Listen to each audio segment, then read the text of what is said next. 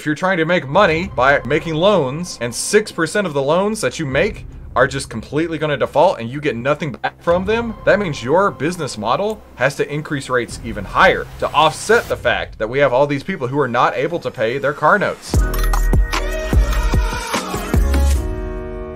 Americans are falling behind on auto loan payments at a record pace. So if you bought a car in the last 3 years, we got some major issues on the horizon right now. Hey, if you're just tuning in, my name is Christopher Yule, and we cover the biggest stories of the day and what the AI trading data says about it. And if you're interested in that too, be sure to definitely hit the subscribe button down below and start trading with AI today. Go to ovtlyr.com to see why outliers win. Now, back to the story here. Americans are falling behind on auto loan payments at a record pace. And it goes on to say here, a growing number of Americans are falling behind in their car payments. An ominous sign for the U.S. economy as high auto prices and stubborn inflation strain household budgets. And it makes sense, right? I mean, everything costs more these days. So we have to make a choice. Are we going to pay for our car note? Or are we going to pay for our groceries? Are we going to pay for the water bill? Are we going to pay for the light bill? A lot of people are having to make these choices right now. Car repossessions tumbled in the early days of the pandemic as the government set out stimulus checks. But repossessions have progressively ticked higher as sky-high prices for used and new cars are forcing consumers to take out even bigger loans. The percent of auto borrowers who are at least 60 days late rose to 6.11%. That's a big deal. It doesn't sound like much, but that's a big deal. Imagine every $100 you as a bank lend out, every $100 you lend as a bank, you're not going to see 6% of it again. You're not going to see 6 of those $100 ever again. So if you're trying to make money by making loans, and 6% of the loans that you make are just completely going to default and you get nothing back from them, that means your business model has to increase rates even higher to offset the fact that we have all these people who are not able to pay their car notes. So this is just making things even worse, right? The steady rise in delinquencies comes as both high car prices and steep borrowing costs and inflation and student loan payments, right? Used car prices are back on the rise. We saw them going up and boom during the pandemic, come back down. But, you know, the real issue here, you know, we're talking about car prices.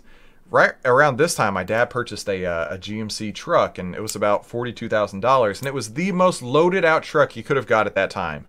That same truck today is pushing $80,000. What? Plus, the quality has gone way down. Everything inside these trucks is all plastic and awful, and he could probably make money selling his truck today from where he did, right? Now, the average cost of a new car is about $48,000, and that's near a record high.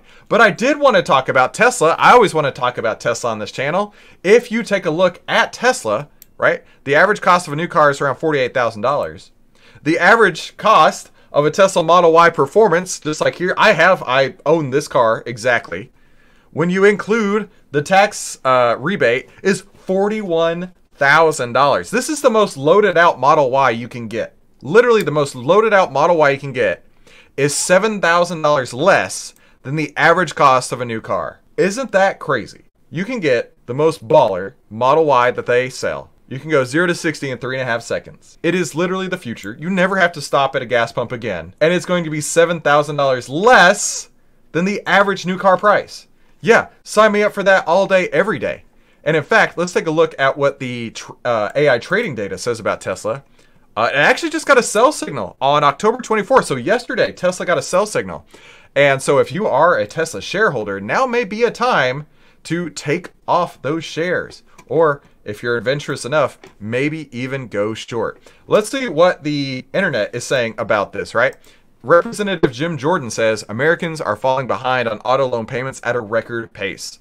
They're reaching levels into their savings to afford daily life. Of course, right? Mortgage rates are through the roof. And more people are taking on second jobs or coming out of retirement. This is Joe Biden's America. I hate to say it, but it is the truth. In fact, even my children have noticed that things are crazy. Things are out of control. Prices are crazy. Nothing is what it used to be, and they can see it. They're 8 and 11, and they can even see this isn't right. This toothpaste is half the size as it was the last time we bought it. Or this toilet paper roll is smaller than the last time we bought it. Or this cereal box has less in it than the last time we bought it. Everybody is feeling this hurt. everybody sees the same thing on the wall.